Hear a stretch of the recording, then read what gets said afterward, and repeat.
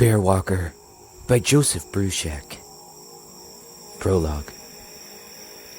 I'm writing this in my journal as I lean against an old hemlock.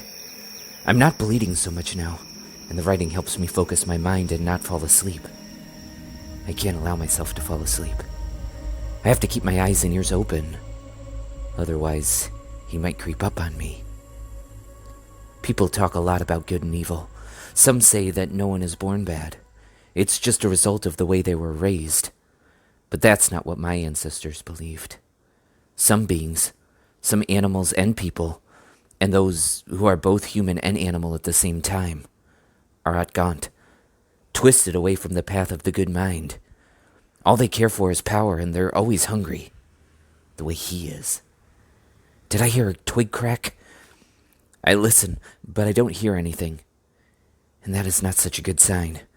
On a night like this, when the moon is bright enough for me to see the pages of my notebook and write in them, there are usually sounds in the woods, unless something big is out there hunting. Then everything gets this quiet, as quiet as I am trying to be. Quiet enough that the Bearwalker won't find me. My Uncle Jules told me about the Bearwalker. Long ago, he said, there was a Mohawk village. One day people began to disappear. They would go out hunting or to work in the fields and never return. Were enemies ambushing them? Was it some big animal that attacked silently and then carried off their bodies?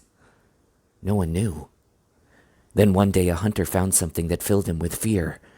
He ran back to the village to tell everyone.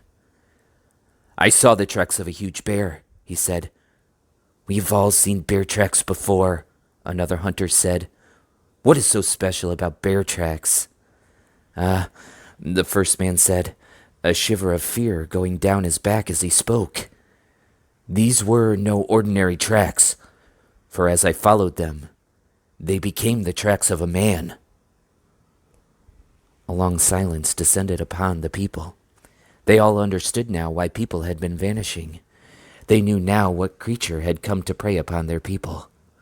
It was the one they called a monster bear. One of those outgaunt beings, neither human nor animal, but a terrible mixture of both. It could take the form of a human, or the shape of a great bear. But unlike a real human or bear, it lived only for blood and death. Perhaps this creature had once been a human, but his lust for power had been so great that he had done the things needed to transform him into a monster bear. One of those things, and this sent a chill down my back when Uncle Jules whispered the words, was to sacrifice the life of one of his own relatives. When it seemed human, the monster bear spoke with a voice that was pleasing, so pleasing that it would confuse those who heard it, and they would follow this tall, attractive human without thinking. Follow him even though he held one hand over his mouth as he spoke, and when he smiled, he did so with his mouth closed.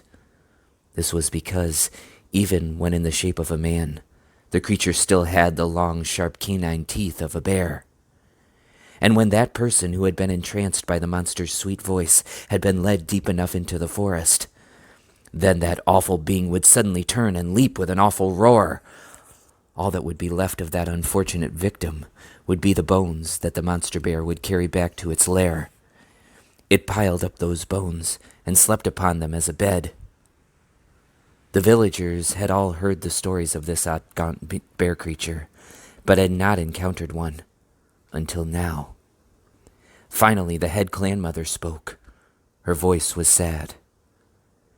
Now we know what has happened to our people who vanished, she said. They have surely been devoured by that unclean being. But this is not the time to become lost in sorrow. We must do something and not just wait to be victims. She looked around the circle of anxious faces. What can we do? Said the leader of the hunters. If the stories about this creature are true, then its skin is too tough for our arrows or spears to pierce it. No weapon can kill it. If we go out to hunt it, it will just hunt us instead. Suddenly a small voice spoke up. I have an idea, said that small voice. Everyone turned to look at the one who had said those words. It was the littlest boy in the village, the one almost everyone ignored. His parents had died, and he lived with his aged grandmother in a little patched-up longhouse. Although she loved her grandson, she was so old that her eyes were no longer good, so she did not notice that the boy's hair was never combed, and that his face and clothes were never washed.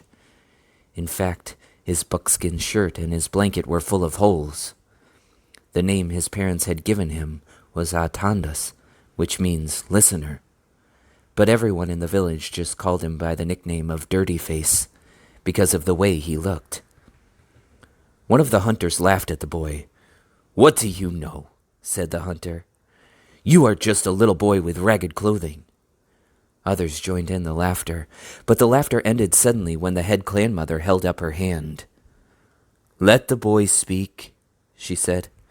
"I have seen how he sits by the fire, listening when stories are told. Those holes in his clothing have come from the sparks that leap out from the fire. He listens so closely that he does not even brush those sparks away." Little Dirty Face stood up and stepped forward. "I remember it being said in the stories that if someone challenges the monster bear to a race and wins, he may be able to destroy it."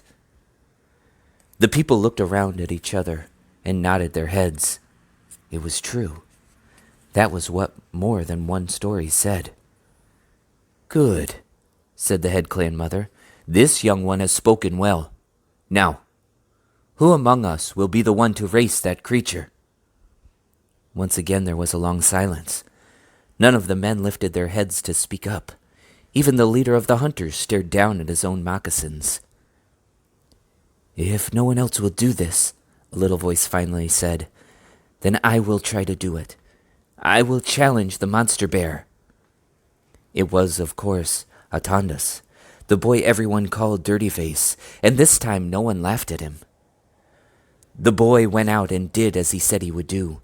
When the Bearwalker came to him in the shape of a man, he saw it for the monster it was. He challenged it, and the race began.